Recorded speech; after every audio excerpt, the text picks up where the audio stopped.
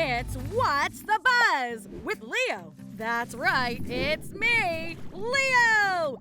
Interviewing the experts and taking you behind the scenes to find out all the buzz about the amazing work that's happening at Parks Canada to help our pollinators.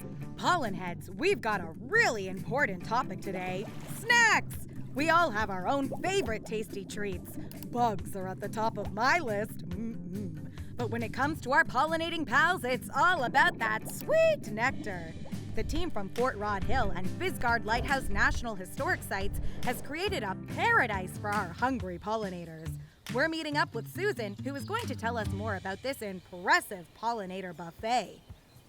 Susan, this isn't quite what I was expecting. What's that behind you? Oh yeah, behind me is actually part of the fort. So what's interesting about this place is there's layers of history here. The fort was first built.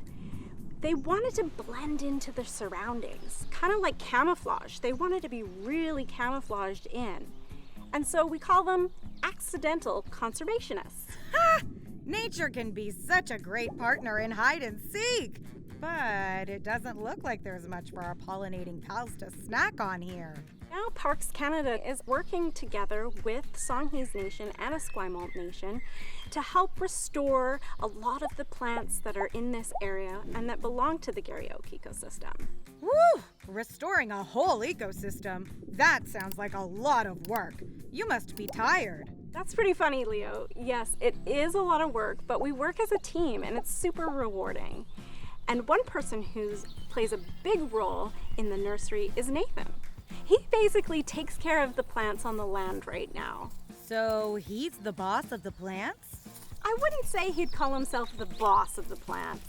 I would say he'd call himself a BFF of the plants. Nathan, Susan has been telling us you've been helping to restore the Garry Oak ecosystem. Tell us more. You know, this region is one of the most biodiverse in Canada, and there's really less than about 5% of it remaining. Whoa, but wasn't the Garry Oak Learning Meadow just a big patch of grass? What's your secret for creating the ultimate pollinator buffet?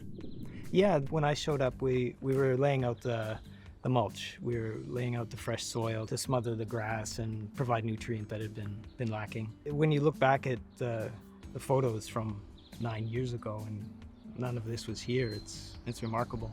But it's not just about the plants that you planted initially. You're keeping a nursery for plants that are at risk of extinction to make sure our pollinating pals have lots to eat. Yeah, that was one of the big challenges. Once these species were identified as being at risk, we needed seeds to bring them back. The thing we can do here is grow that stock, then we can give the seed to other places without impacting the maybe small or fragmented remaining populations. Nathan, you're right. So the nursery is helping us to restore the meadow here and also helping to share them with local Indigenous communities and helping out Gulf Islands National Park Reserve as well. Sharing is caring, especially when it comes to protecting our species at risk plants and their pollinators.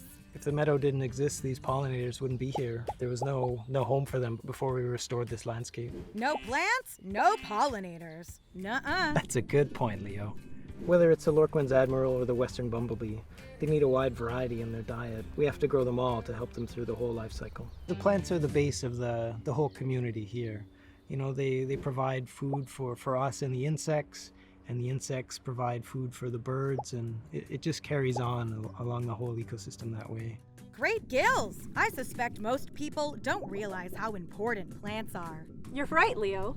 People really underestimate the power of plants. There you have it! The plants need their home in the ecosystem, so there's food and a home for our pollinators. And let's face it, if our pollinators are well fed, so are we. Ooh, speaking of which, I think I need to find myself a snack. Later, pollinators!